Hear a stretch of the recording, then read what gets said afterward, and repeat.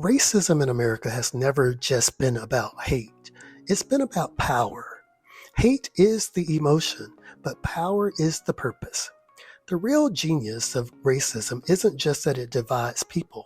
It convinces them that their enemies are each other instead of the system that exploits them both. From the beginning, racism has been one of the most successful political strategies in American history. It started as a way to justify slavery. You couldn't build an economy on human bondage unless you first convinced yourself and your society that those people weren't fully human. So white elites created a myth of racial hierarchy. They turned differences into destiny. That lie became law, and that law became tradition. Even poor whites who had little in common with the rich plantation class were taught to feel superior to black people. That illusion kept them loyal to the very system that kept them poor. Frederick Douglass saw it clearly in the 1800s when he said, "They divided both to conquer each." Racism became the safety valve that prevented unity between the oppressed.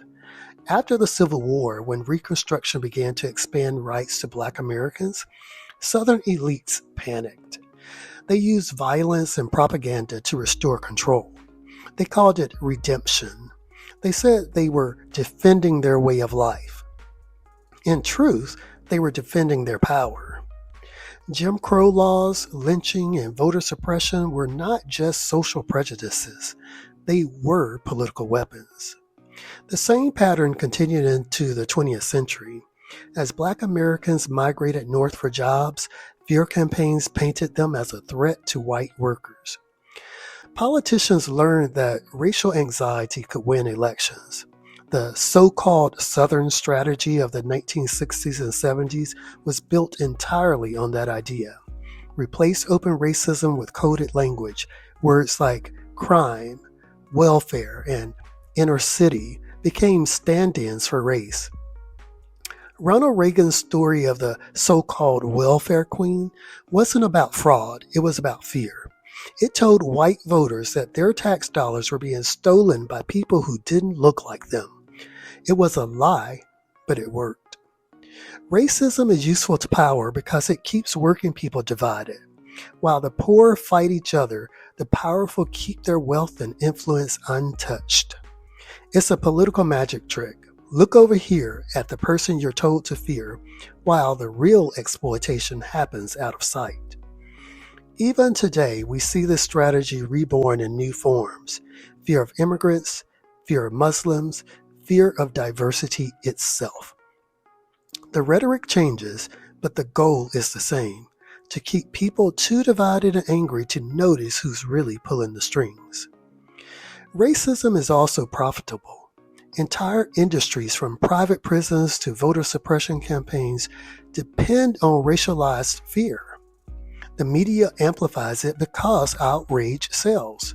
But the truth is that America's greatest progress has always come from people who saw through the lie. The abolitionists, the freedom riders, the civil rights activists, and even modern-day multiracial coalitions all understood the same thing.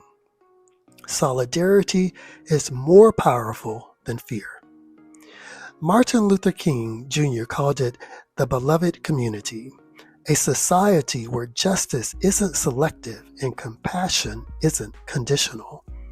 He knew that racism hurts not just the oppressed, but the oppressor, because it poisons democracy itself. The antidote to racism isn't colorblindness, it's consciousness.